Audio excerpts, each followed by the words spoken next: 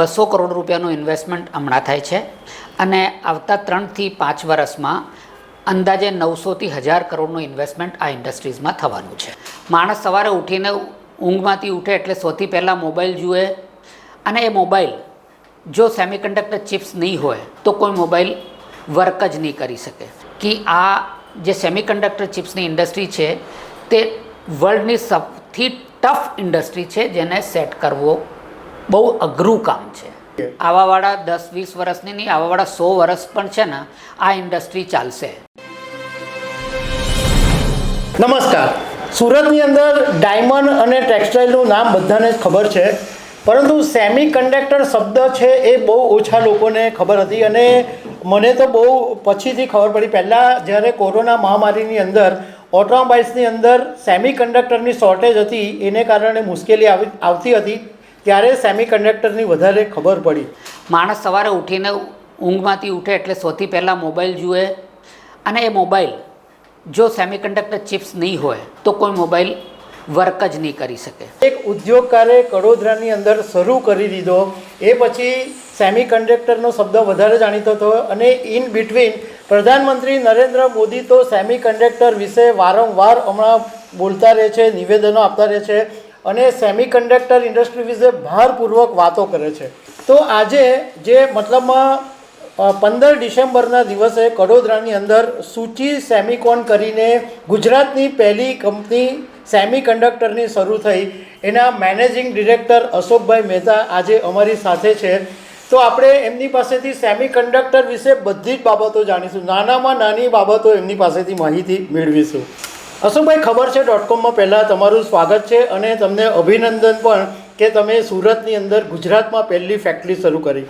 અમારે એ જાણવું છે કે આ સેમી કન્ડક્ટરનો આઈડિયા તમે કેવી રીતના જનરેટ થયો, આ આઈડિયા કેવી રીતે આવ્યો? સૌથી પહેલાં તો તમને બહુ થેન્ક્સ મારી તરફથી કે તમે મને ઇન્વાઇટ કર્યા અને આ બધી જાણકારી આપના માધ્યમથી સુરતના બધા લોકોને મળે એના માટે તમે જે પ્રયત્ન કર્યું એના માટે મારા તરફથી અને કંપની વતી બહુ ધન્યવાદ, આભાર. જેમ આપણે હમણાં વાત કરી, આદરણીય પ્રધાનમંત્રી શ્રી નરેન્દ્ર મોદીજીએ જે ઇનિશિયેટિવ લીધું આ સેમિકન્ડક્ટર ચિપ્સનું, મિત્રો બધાને ખબર છે કે કોવિડ ટાઈમમાં ચિપ્સના શોર્ટેજના લીધે બધી ઇન્ડસ્ટ્રીઝ ઇલેક્ટ્રોનિક્સ અને ઓટોમોબાઈલ્સની બધી ઠપ થઈ ગઈ હતી. ત્યારે લોકોને ખબર પડી કે સેમિકન્ડક્ટર ચિપ્સ શું હોય છે. મેં પણ એ જ વસ્તુને અમારા આદરણીય મોદી સાહેબે એક વાત કહી હતી, આપદાને અવસરમાં બદલો, આપદાને અવસરમાં બદલો. અને એ આપદા કોવિડમાં જ્યારે ઊભી થઈ ત્યારે મેં વિચાર કર્યું કે કેમ હું આ ઇન્ડસ્ટ્રીમાં એન્ટર્ડ નહીં થાઉં. એના પછી મેં સખત 3 વર્ષ સુધી આ ઇન્ડસ્ટ્રીઝનું રિસર્ચ કર્યું કે આ ઇન્ડસ્ટ્રીઝ ક્યાં છે, ચિપ્સ શું હોય છે, એની ઇમ્પોર્ટન્સ શું છે. એના પછી અંદાજે 8 થી 10 કન્ટ્રીઓમાં ઘણીવાર રિસર્ચ પછી મેં ડિસિઝન લીધું કે આ ટેક્સટાઇલ ઇન્ડસ્ટ્રીમાંથી સેમિકન્ડક્ટર ચિપ્સમાં ડાયવર્સિફાઈ થઈએ અને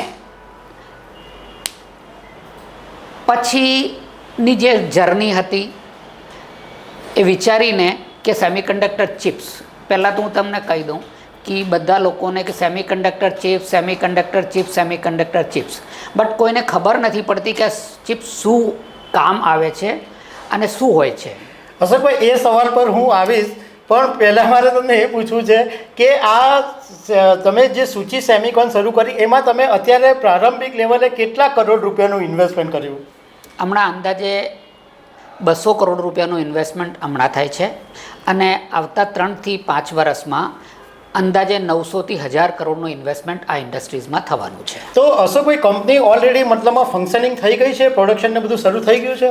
ના, હમણાં મશીનોના ઇરેક્શન્સ થઈ ગયા છે, ટ્રાયલ રન ચાલુ છે અને કોમર્શિયલ પ્રોડક્શન આવતા મિનિમમ 3 થી 4 મહિના થશે.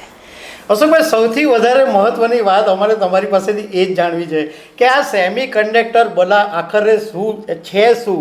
કારણ કે આપણે કંડક્ટર તો બસમાં સાંભળીએ, પણ સેમી કન્ડક્ટર તો એ ઘણા વિશે ઘણા બધા સામાન્ય લોકોને ખબર નથી. તમે આમાં અનુભવી છો, તો અમારે તમારી પાસે એકદમ સામાન્ય માણસોને સમજ પડે એવી ભાષામાં જાણવું છે કે આ સેમી કન્ડક્ટર શું છે. આજે આ બધા જેટલા સવારેથી ઉઠો ને રાતના સૂઓ, માણસ સવારે ઉઠીને ઊંઘમાંથી ઉઠે એટલે સૌથી પહેલાં મોબાઈલ જુએ, અને એ મોબાઈલ જો સેમિકન્ડક્ટર ચિપ્સ નહીં હોય તો કોઈ મોબાઈલ વર્ક જ નહીં કરી શકે. તમારું મોબાઈલનું ચાર્જર છે એ ચાર્જરમાં પણ સેમિકન્ડક્ટરનો યુઝ થાય. તમારા બધા ઇલેક્ટ્રોનિક્સ એટલે કોઈ પણ ઇલેક્ટ્રોનિક્સ કોમ્પોનન્ટ સેમિકન્ડક્ટર ચિપ્સ વગર ચાલે નહીં. એટલે તમે લેપટોપ લઈ લો, કોમ્પ્યુટર લઈ લો, એસી લઈ લો, ટીવી લો કે તમારું મોબાઈલ લો. પછીની વાત કરું તો ઓટો ઇન્ડસ્ટ્રી, અને એની પછીની વાત કરું તો તમે એરોપ્લેન લો કે ઇસરોનું જે ચંદ્રયાન લો, એમાં પણ સેમિકન્ડક્ટર ચિપ્સ જોઈએ જ છે. એટલે એને વગર આજની દુનિયા ચાલી જ નહીં શકે. અને આની ઇમ્પોર્ટન્સ એટલે જ છે કે કોઈ પણ ઇલેક્ટ્રોનિક્સ આજે તમે જે આ વિડીયો કેમેરા છે એ ચિપ્સ વગર નહીં ચાલી શકે. તમારું મેમરી ચિપ નહીં હોય તમે કઈ રીતે એમાં મેમરી સ્ટોર કરો, તમારો વિડીયો રેકોર્ડિંગ જ નહીં થાય. એટલે સેમિકન્ડક્ટર ચિપ્સનો ઉપયોગ મલ્ટિપલ યુઝ છે. અચ્છા, ઓકે. તો અશોકભાઈ, આ જે તમે ચિપ્સની વાત કરી તો એની સાઇઝ કેટલી હોય, એ કેટલી મતલબમાં હોય એની માત્રા? એ એમએમથી લઈને ને એમાં શું છે કે બધી ઘણી જાતની ચિપ્સ હોય છે. આજની તારીખમાં ચિપ્સ એટલે ઓલમોસ્ટ 1000 ટાઈપની ચિપ્સ બને છે. એટલે કયા યુઝ માટે છે એને ઉપરથી એની સૌથી પહેલાં ચિપ્સની ડિઝાઇન બને. ચિપ્સ ડિઝાઇન પછી એ ચિપ્સ જેનેથી બને છે એનું કહેવાય છે વેફર્સ, જે આખું રાઉન્ડમાં આવે છે એને વેફર્સ કહેવાય છે. એ વેફર્સમાં પહેલાં ડિઝાઇનિંગ બને વેફર્સની, પછી એ ડિઝાઇનની આધાર પર આખું વેફર્સ બને, અને એક વેફર્સમાંથી અંદાજે 4500 ચિપ્સ નીકળે છે. Okay, yes. તો અશોકભાઈ, તમે વેફર શબ્દ કીધો તો એ પાછો મને જરાક ઇન્ટરેસ્ટ પડ્યો કે એ વેફર એટલે એની અંદર કઈ મેટલ હોય કે શું હોય, મતલબ એની કેવી રીતના એ બન્યું હોય? જે એ વેફર્સ બને છે સિલિકોન કાર્બાઇડથી. એમાં ઘણા જાતના કેમિકલ્સ અને ગેસીસ એમાં યુઝ થાય છે ને એનાથી આ વેફર્સ બને છે. ઓકે, તો આ વેફર્સ જે છે એમાં કોણ લીડર કંપની છે એની અંદર? એમાં વર્લ્ડ લીડર જે છે તે તાઇવાનની કંપનીઓ છે. TSMC જેનું નામ સૌથી વર્લ્ડ નંબર 1 છે, અને એ જાતની અંદાજે વર્લ્ડ વાઇડ 87 કંપનીઝ જે છે તે ચિપ વેફર્સ બનાવે છે. અશોકભાઈ, એવું સાંભળ્યું છે કે ટાટા કંપની છે એ પણ કંઈ ગુજરાતની અંદર આ વેફર્સ બાબતે કંઈ બહુ મોટું ઇન્વેસ્ટમેન્ટ કરવાનું છે, તો એવું કંઈ છે ખરું? ટાટા આ દેશની પ્રગતિનું એક બહુ મોટું વર્ડ અગર અમે કહીએ તો ટાટા છે. અને ટાટા આ વેફર્સ બનાવવાની પહેલી ઇન્ડિયાની કંપની બનશે, જે ધોલેરામાં 91,000 કરોડનું ઇન્વેસ્ટમેન્ટ કરીને વેફર્સનું પ્લાન્ટ, અને એ લોકોનું કામ ઓલરેડી ચાલુ થઈ ગયું છે, અને અંદાજે 2 થી 3 વર્ષમાં એનું પ્રોડક્શન ચાલુ થઈ જવાનું. તો અશોકભાઈ, તમારી વાત ઉપરથી મને એવું લાગે છે કે ટાટા આટલું 91,000 કરોડનું ઇન્વેસ્ટમેન્ટ કરે, તમે આટલો મોટો પ્લાન્ટ શરૂ કર્યો, તો એનો મતલબ એમ થાય કે જેવી રીતના ડાયમંડ અને ટેક્સટાઇલ માટે સુરત વર્લ્ડની અંદર મોખરે છે, તો ભવિષ્યમાં કદાચ સેમિકન્ડક્ટરમાં પણ મોખરે હોઈ શકે. જો અમે હવે ગુજરાતને સિલિકોન સિટી ઓફ ઇન્ડિયા કહીએ છીએ, અને સેમિકન્ડક્ટર ચિપ્સના પ્લાન્ટ મેક્સિમમ ગુજરાતમાં જ આવશે, કેમ કે એનું એક ઇકોસિસ્ટમ હોય. અને જ્યારે 3 થી 4 કંપનીઓ અહીંયા આવે તો બધા ઇક્વિપમેન્ટ સપ્લાયર જેટલા મશીનવાળા જાપાનના છે, કોરિયાના છે, જર્મનીના છે, તે બધા મશીનવાળા પણ અહીંયા ગુજરાતમાં જ એ લોકોના સર્વિસ સેન્ટર ચાલુ કરવાના છે. એટલે બધી આ ઇન્ડસ્ટ્રીઝ ગુજરાતમાં મેક્સિમમ ફોકસ થવાની. અશોકભાઈ, અચાનક સેમિકન્ડક્ટરની ડિમાન્ડ બહુ જ વધી ગઈ. સેમિકન્ડક્ટર વિશે ઘણા બધા લોકોએ જાણવાનો બી રસ લેવા માટે, તો અચાનક ડિમાન્ડ વધી ગઈ, એની પાછળનું શું કારણ છે? આપણે ઇન્ડિયામાં એની અવેરનેસ હમણાં વધી છે. ડિમાન્ડ તો ઓલમોસ્ટ 12 to 15% ગ્રોથના લીધે છે, અને જે રીતે ઇલેક્ટ્રોનિક્સનું માર્કેટ વધશે એ રીતે સેમિકન્ડક્ટર ચિપ્સની ડિમાન્ડ વધવાની જ છે. એટલે હમણાં કોઈ નવી ડિમાન્ડ ઊભી નથી થઈ, આપણી અવેરનેસ હમણાં થઈ. અને હું બધી પ્રજાને કહેવા માગું છું કે અમારા આદરણીય નરેન્દ્રભાઈ મોદી જે એક એવા પ્રધાનમંત્રી છે જે ઇનિશિયેટિવ લીધું અને ઇન્ડિયામાં આ ઇન્ડસ્ટ્રીને લાવે છે. અશોકભાઈ, ભારતમાં આ સેમિકન્ડક્ટર ફેક્ટરી નાખવાનું કારણ શું? એટલે તમે જે અહીંયા સુરતમાં શરૂ કરી દક્ષિણ ગુજરાતની અંદર, અને આ જે તમે પ્રોડક્શન કરશો એનું તમે નિકાસ ક્યાં કરશો અને ભારતમાં પણ એની ડિમાન્ડ રહેશે? જો ચિપ્સ વગર કંઈ ચાલતું જ નથી. મેં તમને કીધું, આજથી 10 વર્ષ પહેલાં ઇન્ડિયામાં મોબાઈલ બનાવવાળી 2 કંપનીઓ હતી, આજે 200 કંપનીઓ છે અને કોઈ પણ કંપનીને ચિપ્સ વગર ચાલે નહીં. નંબર 1. નંબર 2, આખું વર્લ્ડ એવું છે જેને ચિપ્સ જોઈએ છે, તો માર્કેટનું એવું કોઈ પ્રોબ્લેમ નથી.